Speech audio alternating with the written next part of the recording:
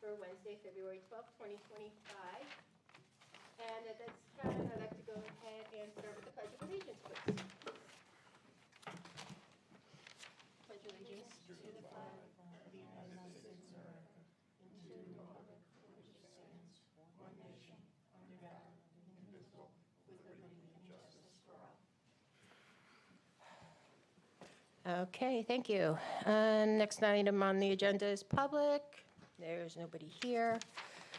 Okay, applications for permits. AR Building Company, Inc., care of Emily Mitchell, proposal to construction multifamily residential development with associated park and sidewalks, landscaping, utilities, stormwater management, located at 200 Capitol Boulevard, AKA parcel ID number 16-269.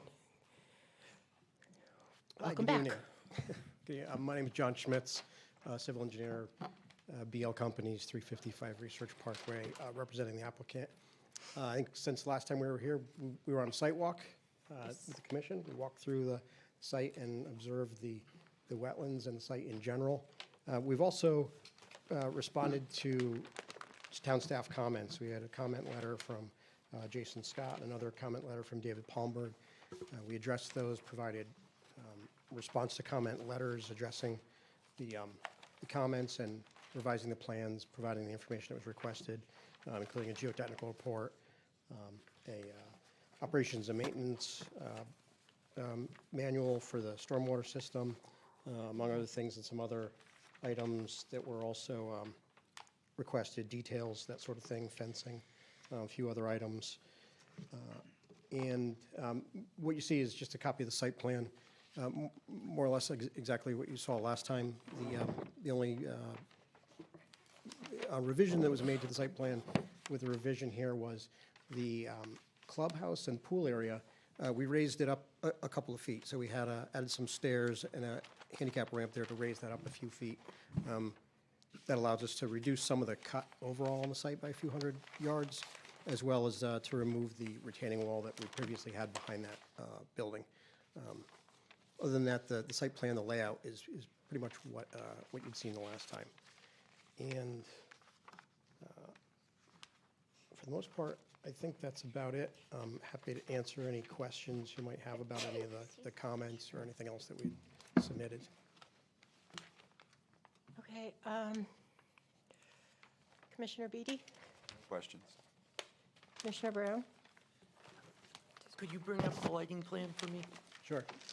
I have a hard copy of the lighting plan, if I can just approach it quickly for you. So.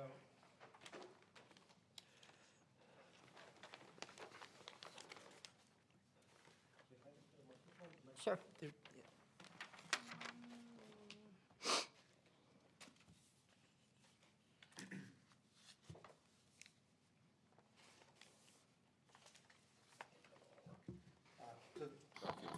Thank you. This is a copy of the overall lighting plan, C6.0, a photometric plan just showing.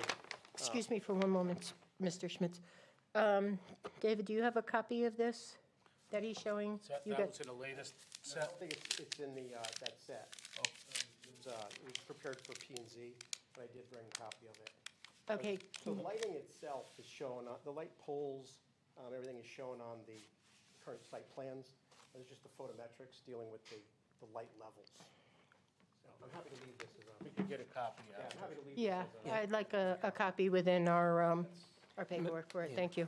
Madam Chair, the reason for the question is just in terms of the temperature of the light between 4K and 5K. And I have with me where it clearly says 5K, which is daylight, white light, suppresses melatonin production, keeps you awake. So basically, the whole point of the light plan is to make sure that we're not flooding daylight into the surrounding wetlands, which Right. kind of Right, yeah. defeats the purpose Yeah. of protecting the wetlands if nothing can live there. Right, I just want to make sure that we have a copy of it Yeah. in our records also, and that it's put on the record. and I'll leave a copy of this with you. I Thank just want you. to point out that on the lighting chart, Yep. we have 3 different light fixtures that we'd be using on the site, on the parking lot, and all 3 of them are 3,000 K light fixture. My understanding is that anything above 3,000 K also has issues with dark sky compliance. So 3,000 is the limit that we'll go up to here. Yeah, that looks great. Thank you very much. No other questions? Okay, thank you. Commissioner, 3,000K or 3K or 3,000? 3.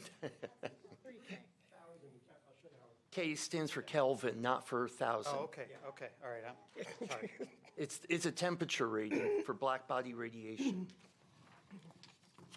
hey, Commissioner Stevens? Okay, just wanted to just go over a few things from our site walk.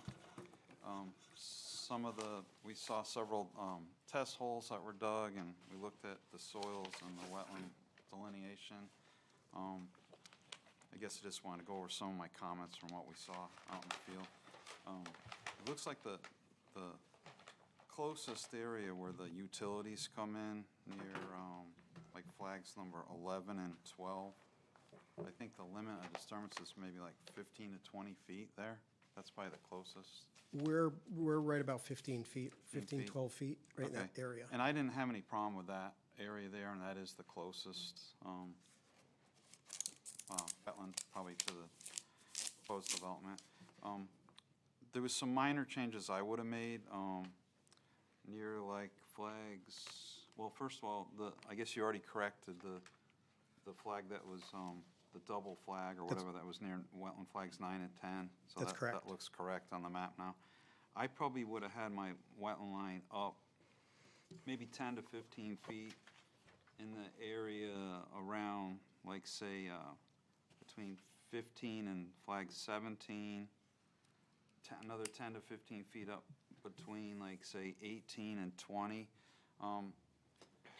The way that it was delineated, there was like wide or long stretches between flags. It might have even been like between 18 and 19, maybe like 75 to 100 feet.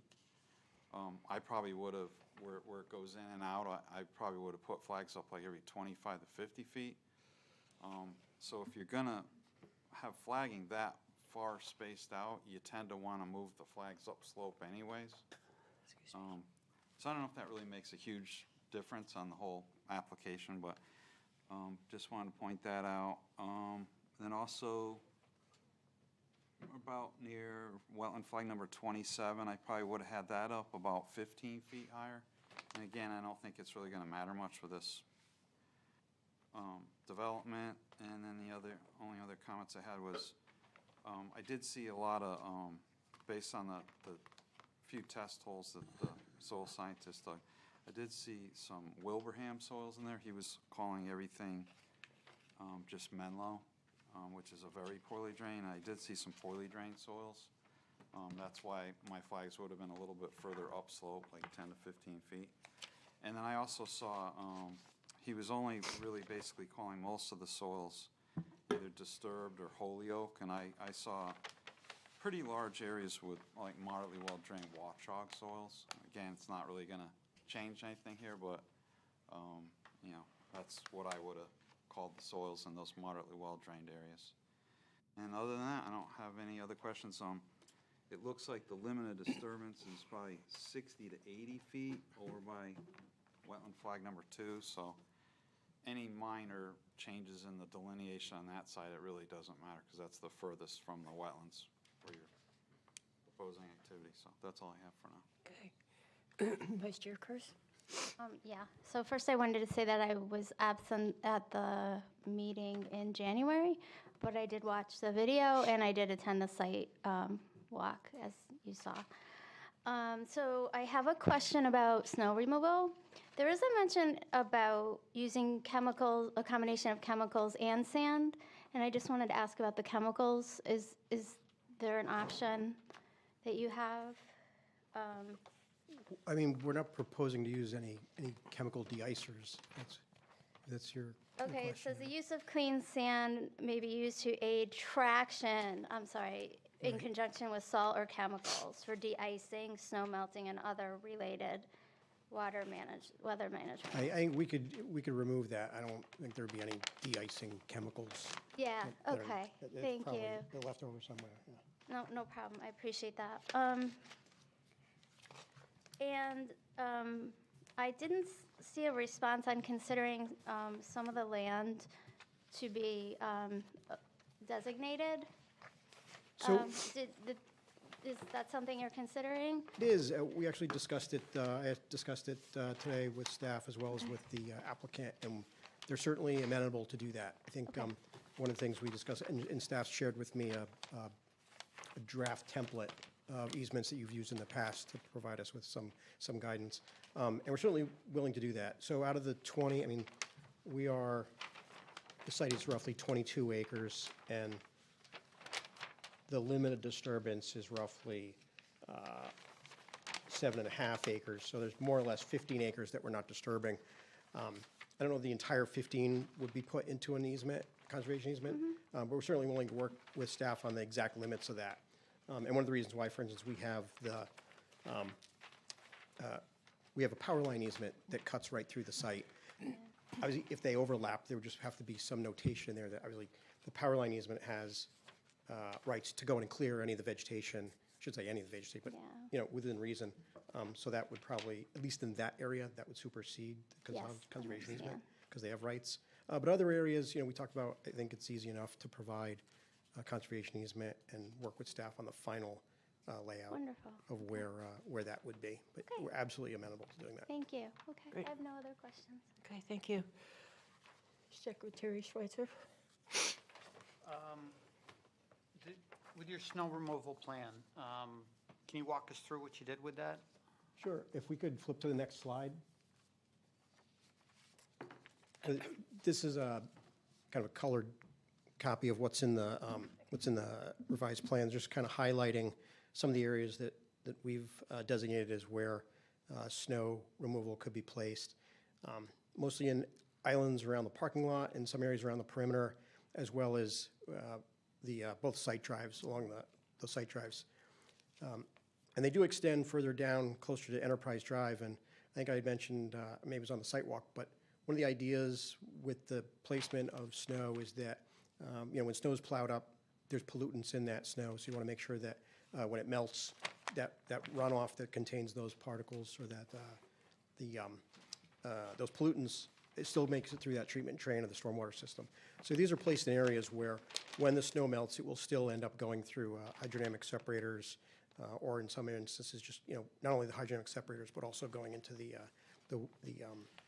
retention basins prior to being discharged. So that's kind of how we came up with where the snow storage should be. Okay. Thank you for the plan and the explanation. Through you, Madam Chairwoman, Go to ahead. staff. Dave, is response to comments, you guys were happy with them and no further follow-up? Yes, we on had these? no further comments, Jason nor myself. Okay, I'm all set, thank you. Okay, thank you. I also missed the January meeting, but watched the video and went to the sidewalk. I apologize, this is probably gonna be a repeat, but can you, I didn't bring it with me, the NDDB, you know, there's the area over there in the corner, Capitol, at Capitol and Enterprise Drive intersection there is the NDDB Habitat for Turtles, I believe. Can you remind me what you guys are gonna be doing for that? And can we make sure that whatever needs to be done is on the plans for your contractor, whoever knows whatever that needs to be done? Sure. Yeah, unfortunately, I don't have a copy of that with me, the NDDB. But, yeah, so as I indicated, we're going to be disturbing about 7.5 acres of the site. And because we're over the 5 acres, we're going to be submitting to DEP for a general permit, which covers our discharge stormwater and dewatering wastewater during construction. So DEP will provide, you know, we'll have to comply with any guidance for them. And again, if there's time of year restrictions or exclusionary fencing required for that, we'll have to comply with all that. And it'll be on the final construction plans. Sounds good. And then on your overall landscaping plan, the C5, I see you have, and some of the other plans do too, but it's not on your site plan about the drainage that we saw. It looks like you're going to be piping it right there in that area. Can you just explain what's happening in that area? That's correct. So when we were out in the wetlands, we walked around the wetlands. This is the wetlands on the east side. When we first got to the site, on the site walk, we walked up that drainage area. So there's a low point in there. And so what we wanted to capture was that create basically an outlet for any stormwater in that pond, in the wetlands to the east, or if there's ponding, the water can release. So 9 times out of 10, it's a dry pipe. It's really just there for So the overflow gap is purposes. to handle any overland flow or whatever, and then it'll enter into the. That's correct. Input and then come down. Okay. And we did, I know you mentioned the landscape plan. Yeah. There were comments about using native species, and the revised plan did remove the previous species that were non-native and replace them with. I was all just going native. to say thank you for doing that, so, yes. It's That's easy. all my comments. Okay, Commissioner O'Connor? I don't have any comments or questions. Okay. I have, and you might have said this before, okay, you said you're raising the level of the clubhouse and the pool area to eliminate part of that slope, or to, because I just worry about, is there going to be some kind of fencing at the top of that slope We're when we not- hit the wetlands area? Right now, we're not proposing any fencing. If you're talking about behind the clubhouse, I mean, obviously, there's going to be a fencing around the pool area. Right, yes, obviously. And when I say raise it, I mean, so the proposed first floor elevation of the pool, or first floor elevation of the clubhouse, which is more or less level with the pool deck, we raised that about 3 feet. So it's significant, but it's not significant. We raised about 3 feet from where it was proposed before. So I think in the field, I had said, oh, we're probably hearing like a 15 to 20-foot cut. So now we've reduced that cut a little bit. We'll still be into the slope, but right now, we don't propose any other fencing behind there. Okay, because my concern too is, and, again, I live abutting wetlands, is trash being thrown in there from the apartment complex. So I'm just looking for some kind of designation that, these people know that there's wetlands back there. Okay. Yes. Madam Chairman, Go ahead. if we were to do the conservation easement, it would be delineated with markers that we would provide, Okay, so we nope, would, that's fine. that would, Okay, thank you. No, that's fine, and I do like, and thank you for, bringing that up to where you're thinking about doing the conservation easement, and you're open to that. So, other than that, I have no further questions. Dave, do you have anything to add? no, just I'll repeat that we did get the response to our previous comments, and Jason and I had no further comment on those. And the only other thing was the discussion of the conservation easement. I think I can work something out with the engineer. Basically excluding the right-of-way area, possibly even the area to the west of the right-of-way area, and then also the existing lawn area along Capitol Boulevard, should they want to put a sign there or something. Yeah, definitely, yeah. And that the conservation area would be delineated with markers provided by the Perfect. town. That's, Perfect. they're just markers on a tree, like state forest. Okay. But now the developer, or not, the owner will also get the whole packet of, we Yeah, give out to. If you make that a condition, yes, we. Yes. That's something we filed on the land records, correct? Yeah. Okay, anything else? Okay, hearing none, can I get a motion, please? Make a motion to approve the application for permit for AR Building Company, Inc., care of Emily Mitchell, proposal to construct a multifamily residential development with associated parking, sidewalks, landscaping, utilities, and stormwater management located at 200 Capitol Boulevard, also known as parcel ID number 16-269. Also want to add in the condition for approval is that there will be a conservation easement that will be delineated with markers as determined by staff. Okay, do a second? Okay, discussion? Okay. Actually, can we get a friendly amendment to include the packet of what to do and what not to do when it comes to abutting wetlands? I will gladly accept that. Thank you.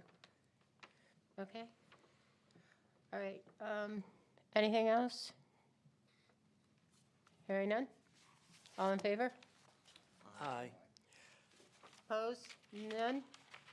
Okay, you're all set. Okay, well, thank you very much. Thank you.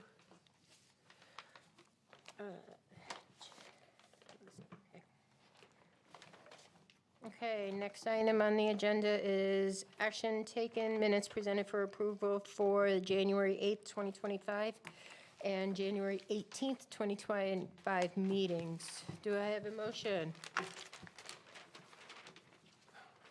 Make a motion to approve the actions taken and minutes presented for approval from the January 8th, 2025 meeting and the January 18th, 2025 meeting. Do I have a second? Okay, discussion? Hearing none, all in favor? Yep, go ahead, I'm sorry. On the, with the January 8th meeting, the top line, the date is January 9th on the first line there. Oh, that's the wrong one. Oh, yeah. Welcome, thank you. Okay, anything else? Okay. Hearing none, all in favor? Aye. Opposed? No. Okay, passes. Discussion, plan of conservation and development. The PIC committee did not meet.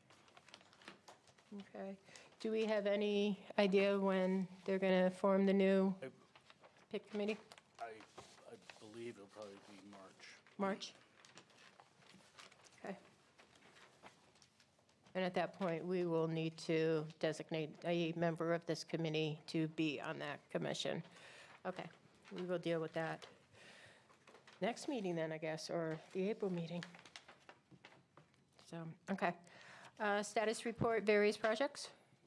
We're wrapping up sidewalk designs that we have grants for, and then we're determining, getting into the budget process now with the town for the projects that are not funded by grants as to what we'll be able to do.